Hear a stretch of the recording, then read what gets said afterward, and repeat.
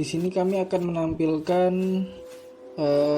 quick gameplay dari game kami.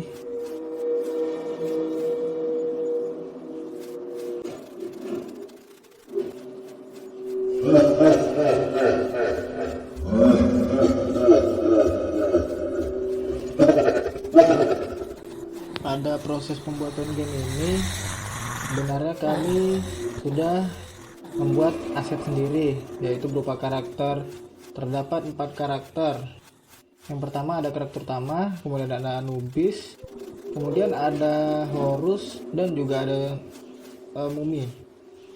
Tetapi dikarenakan terdapat kendala ketika kami memasukkan karakter-karakter kami ke dalam Unity, terdapat error seperti tidak bisa digerakkan atau tidak bisa dianimasikan.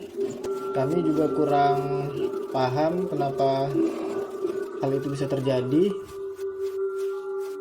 Oleh karena itu, kami memutuskan untuk menggunakan aset berupa karakter utama dan juga Mumi yang kami ubah menjadi tengkorak.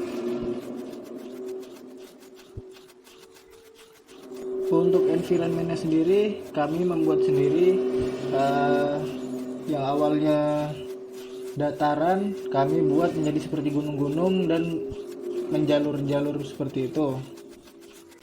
Dan juga ketika di labirin itu adalah hasil kerja kami sendiri. Untuk labirinnya sendiri sengaja dibuat agak lebih susah supaya menambah keseruan dari game kami. Untuk gamenya sendiri kami mengubah beberapa konsep. Yang awalnya terdapat 3 musuh, yaitu tengkorak yang berupa Mumi dan juga Horus dan juga Anubis, kami ubah menjadi hanya 1 musuh saja, yaitu berupa tengkorak. Untuk environmentnya sendiri yang awalnya terdapat 3 stack, kami ubah menjadi 1 stack saja, menjadi 1 map. Hal ini kami lakukan karena terdapat beberapa kendala saat pengerjaannya yang di luar ekspektasi kami. Walaupun konsepnya sedikit kami ubah, tetapi tidak jauh dari konsep utama kami.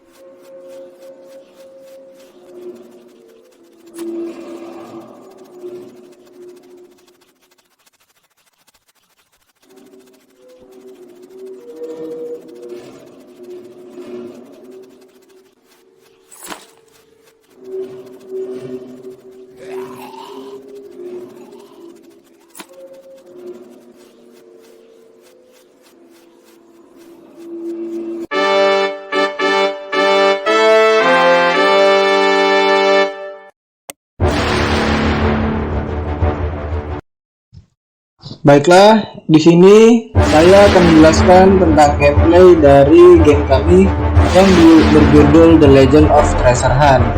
Di sini kami menyarankan untuk menggunakan headset agar mendapatkan pengalaman suara yang lebih baik.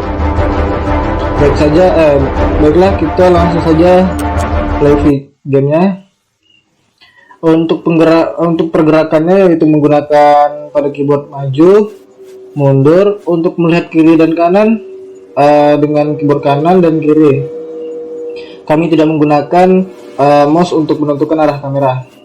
Baiklah, pertama kali kita akan diberikan petunjuk, yaitu lentera adalah penuntun hidupmu.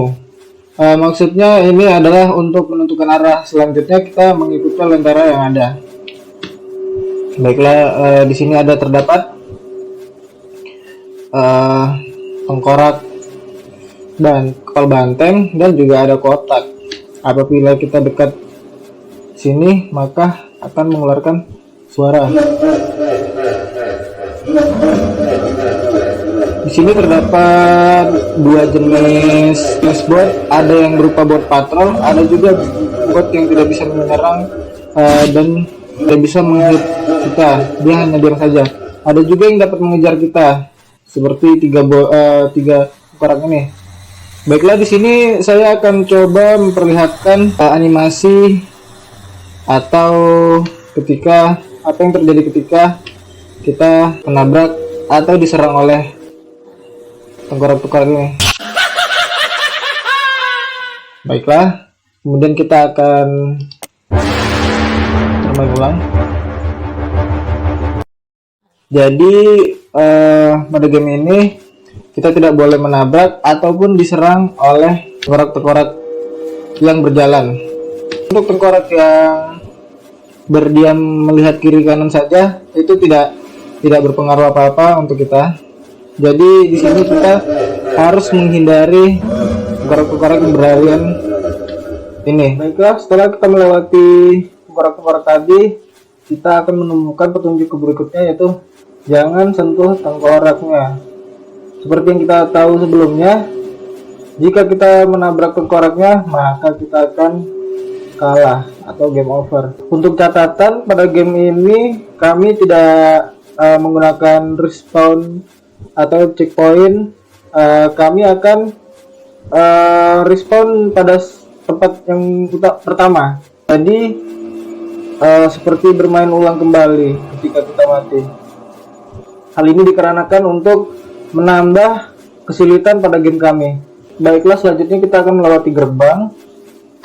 Ketika kita melewati gerbang, kita akan mendengarkan tambahan suara yang lumayan mengerikan.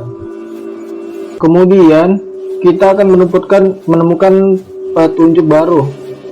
Kumpulkan semua petinya. Di sini apabila kita menabrak peti, maka petinya akan menghilang dan kita akan mengumpulkan peti tersebut. Kemudian kita akan menemukan petunjuk berikutnya, yaitu cari peti berisi emas untuk menang.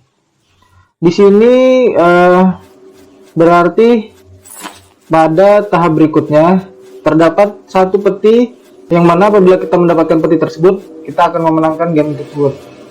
Kita akan mencari peti emas yang sebenarnya untuk memenangkan game ini. Peti ini bukanlah peti emas yang sesungguhnya, dan kita akan cari peti emas yang lainnya. Peti emas yang manakah yang merupakan peti emas untuk memenangkan game ini? Apakah peti ini? Tidak.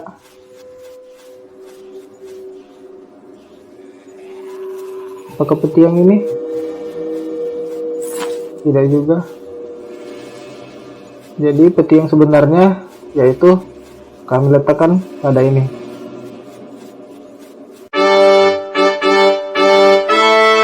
Ya, begitulah aturan atau cara bermain game ini.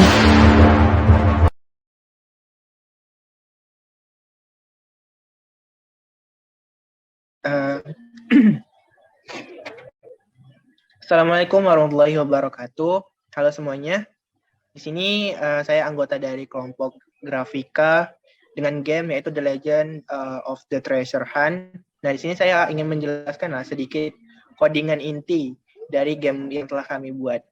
Nah, yang pertama itu adalah gimana sih cara kita menggerakkan player. Nah, tentu untuk menggerakkan player, kita harus membuat sebuah script ya, teman-teman, untuk dimasukkan ke dalam objek yang ingin kita gerakkan.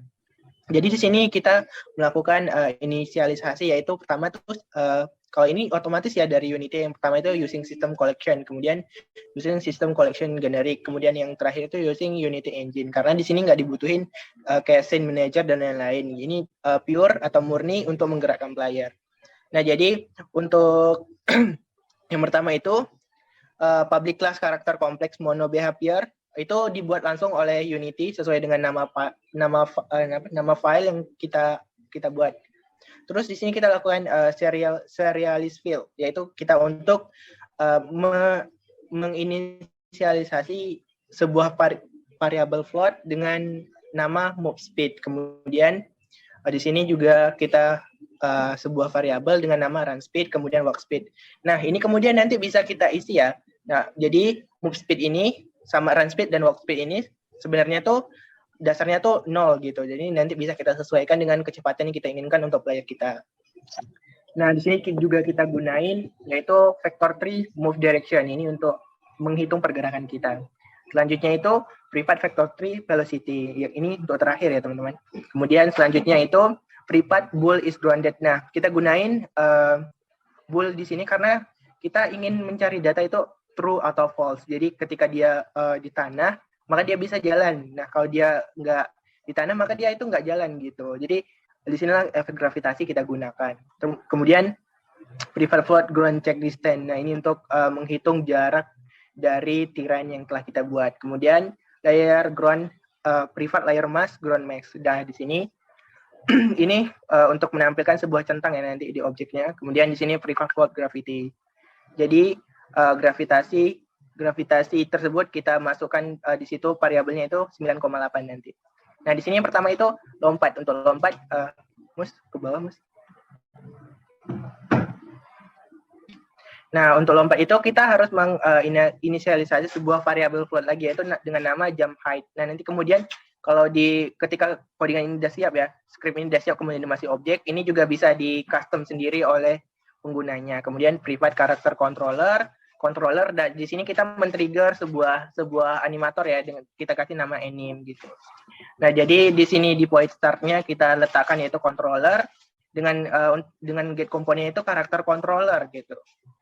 Nah, jadi kita di sini tidak menggunakan collider untuk menggerakkan player, tapi kita menggunakan karakter controller. Kemudian di sini kita menggunakan animator yang telah kita buat tadi dengan nama anim.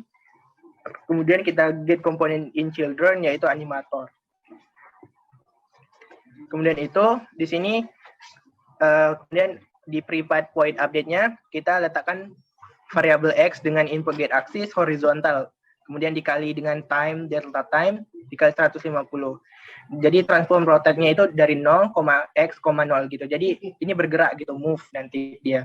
Jadi di sini untuk menggerakkan player itu kita butuh horizontal dan vertikal. Nah, di sini inisialisasi untuk gerak horizontal. Kemudian di sini kan kita udah manggil ini apa namanya tadi fungsi move tadi di void update kan. Nah, di sini kita inisialisasi fungsi tersebut yaitu privat void move. Kemudian apabila itu di tanah atau is grounded sama dengan fisik check sphere, jadi dia akan mengecek apakah itu objeknya di tanah apa enggak. Kemudian maka akan dilakukan transform position, jadi posisinya bakal berubah gitu. Kemudian ground check distance maka akan dicek, kemudian ground mass gitu. Nah, jadi di sini kita gunain if else ya teman-teman. Jadi kita if apabila is grounded dan velocity y itu kecil dari 0, maka velocity dari y itu sama dengan min 2f gitu. Kemudian untuk float mob z itu untuk gerak vertikalnya. Jadi float mob z sama dengan input get axis vertikal. Kemudian move direction itu sama dengan new vector 3. Nah, ini untuk gerak vertikalnya itu 0,0, move z gitu. Move direction kali sama dengan walk speed. Move direction sama dengan transform dikali transform direction, move direction. Nah, apabila player atau objek kita itu di tanah dan move direction itu bukan vektor 3 titik 0 dan input gate key-nya itu adalah yang ini ya, yang panah ke atas, maka dia akan lari gitu. Nah, ketika move direction itu tidak sama dengan vektor 3 dan input gate key-nya itu turn arrow, maka dia akan mundur gitu. Berarti panah ke belakang itu dia bakal mundur gitu. Next. Nah, akan tetapi ketika nih move direction nih, kecepatan dari move-nya itu sama dengan vektor 3.0 nih. Jadi dia bakal berada di dalam fase idle atau patung gitu. Kemudian move direction ini sama dengan dikali sama dengan move speed. Kemudian untuk selanjutnya itu untuk lompat. Jadi ketika input gate itu keycode-nya itu spasi. Jadi ketika kita menekan tombol spasi, maka animator tersebut akan maksudnya tuh objek tersebut akan melompat gitu. Nah, jadi untuk semua itu dikontrol dengan ini, controller dikali move, dalam kurung tuh move direction dikali time, dikali delta time, kemudian velocity.y itu ditambah sama dengan gravity, dikali time, dikali titik delta time, kemudian untuk controller move, velocity dikali time, titik delta time. Nah, di sini untuk ini kita melakukan animasi terhadap objek yang kita kontrol ya, teman-teman. Nah, jadi di sini kita buat sebuah fungsi yang kita namain idle, dan fungsi itu tadi telah kita panggil di atas. Jadi private void idle, ketika move speed-nya itu sama dengan 0, maka animator akan set trigger-nya itu diam. Jadi nanti ketika kita membuat animator di Unity, nah itu kita gunain yang trigger ya, bukan integer atau float. Jadi ketika kita move speed-nya itu 0, maka animator akan ngeset kalau ini diam nih karakternya. Kemudian selanjutnya itu fungsi private void run atau lari. Ketika move speed-nya itu sama dengan run speed ini adalah kecepatan lari yang telah kita masukkan tadi. Jadi maka animator akan ngeset triggernya itu bahwa objek ini sedang lari. Jadi animasinya itu karakter kita sedang berlari gitu. Selanjutnya yaitu private void mundur. Nah, jadi ketika movement speed itu sama dengan walk speed, jadi ketika gerakan kita itu sama dengan kecepatan jalan yang telah kita masukkan, maka animator akan ngeset triggernya itu untuk bahwa objek ini jalanin animasi mundur gitu. Kemudian selanjutnya itu private void jump atau lompat. Nah, ketika velocity.y-nya itu sama dengan manf skrt atau di sini manf skrt-nya itu jump height, berarti tinggi dari lompatan dikali min 2 dikali gravity, yaitu tadi min 9,8 maksudnya. Kemudian di sini animator akan mengeset bahwa objek kita akan melakukan animasi lompat. Kemudian untuk itu nah, jadi di sini ada ini fungsi terakhir ya teman-teman. Jadi void on controller collider hit. Nah, di sini controller collider hit kita inisialisasi dengan call. Ketika collider kita ketemu sama compare tag. Jadi ketemu sama objek yang tag-nya itu enemy, maka di sini game objek kita atau player kita akan mati seperti itu.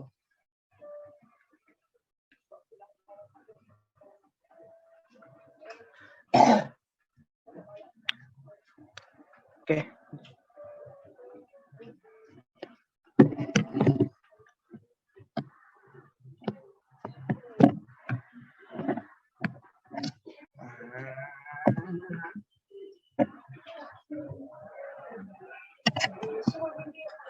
Baik, selanjutnya kita masuk ke codingan AI. Nah, jadi di teman-teman, di sini kita untuk game ini kelompok kami menggunakan sebuah artificial intelligence.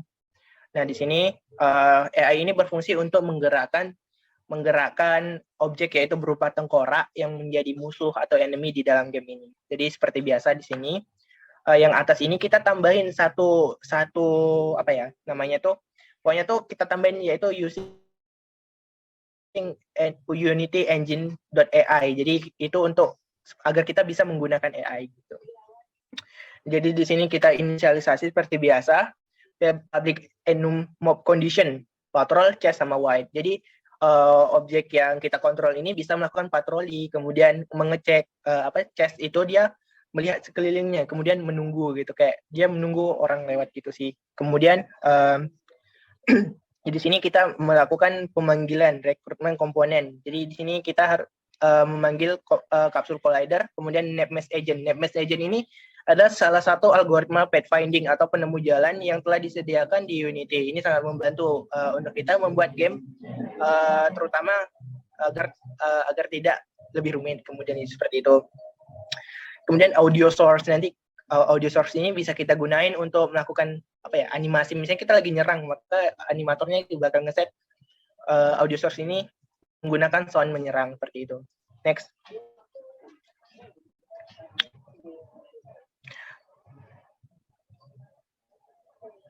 Kecepatan. Atas lagi. Atas lagi maksudnya tuh. Nah, itu. Nah, di sini kita punya public class AI ya, teman-teman, dengan mono behavior. Ini adalah fungsi utama yang ada di dalam codingan ini. Jadi di sini header, steering. Berarti kita mengontrol perputaran dari objek itu. Jadi di sini kita public float angular speed. Jadi dari sini kita udah atur nih, kecepatan rotasi dari objek tersebut seperti itu dengan kecepatan 120 F. Kemudian public float patrol speed itu sama dengan 1.8 dari objek tersebut. Sebenarnya ini masih bisa di custom ya teman-teman. Nah, jadi selain itu masih ada public float chase speed. Nah, ini ketika dia mengejar musuh gitu. Jadi ketika dia mengejar musuh maka kecepatannya secepat itu gitu. Jadi 3,6 F gitu. Kemudian public float max time on waiting yaitu 5 detik. Jadi ketika dia melakukan patrol kan, nanti kalau udah sampai di titik yang udah kita setting gitu, maka dia akan berhenti nih. Maksimal dia berhenti itu 5 detik gitu. Kemudian public float max time on chasing yaitu 10. Jadi ketika dia ngejar musuh, nah ketika dia mengejar musuh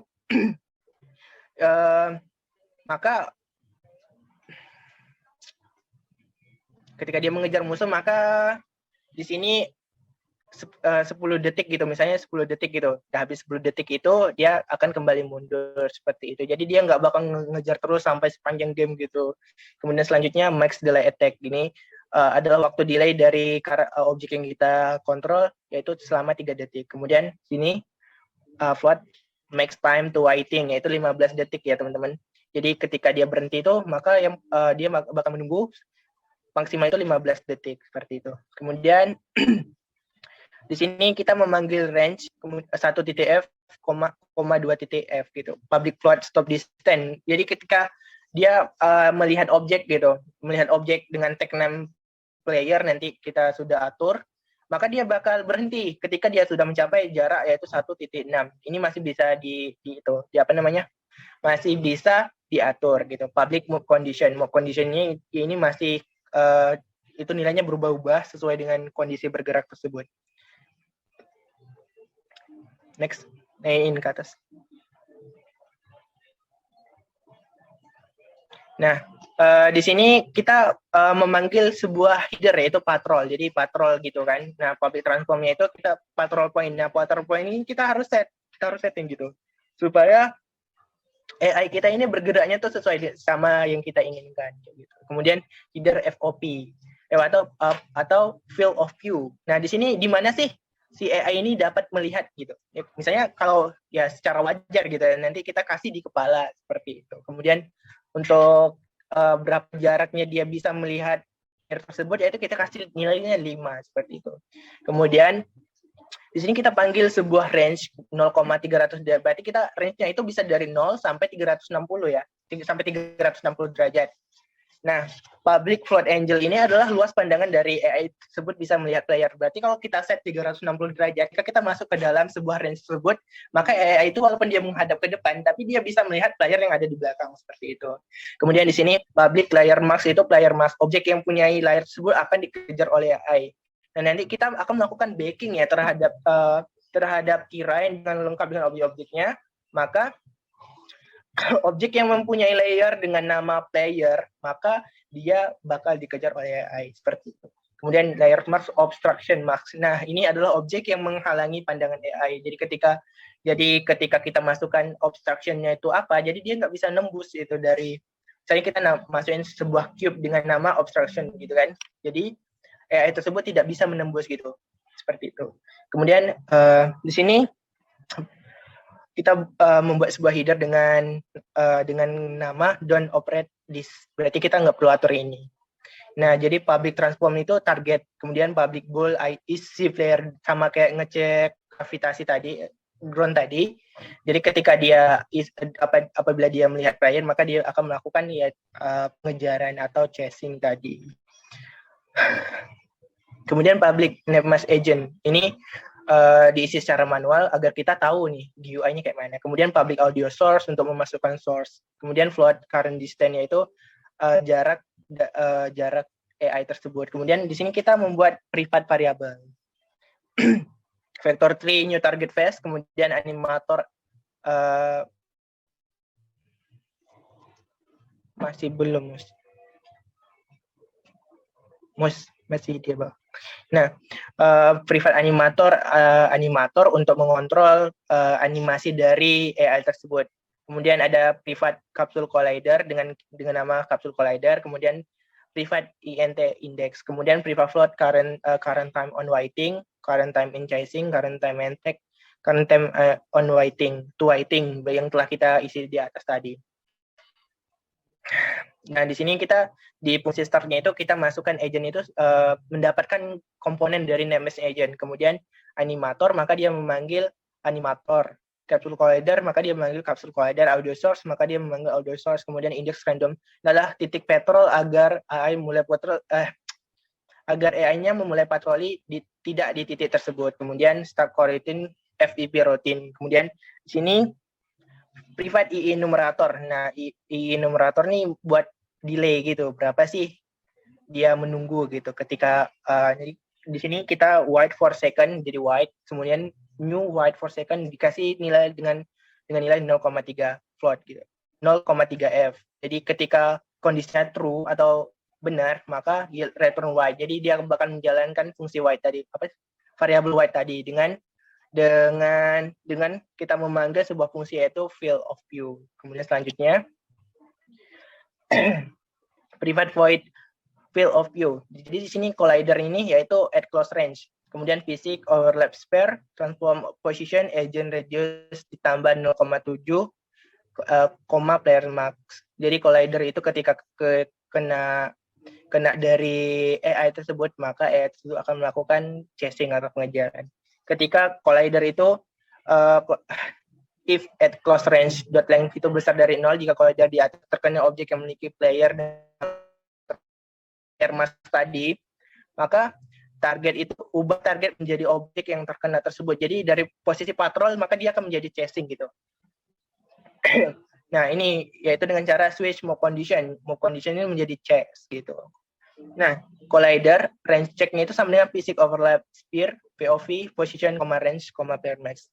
Collider ini hanya berlaku ketika objek yang kena radiasi atau range tersebut. Mungkin di sini agak saya skip ya teman-teman.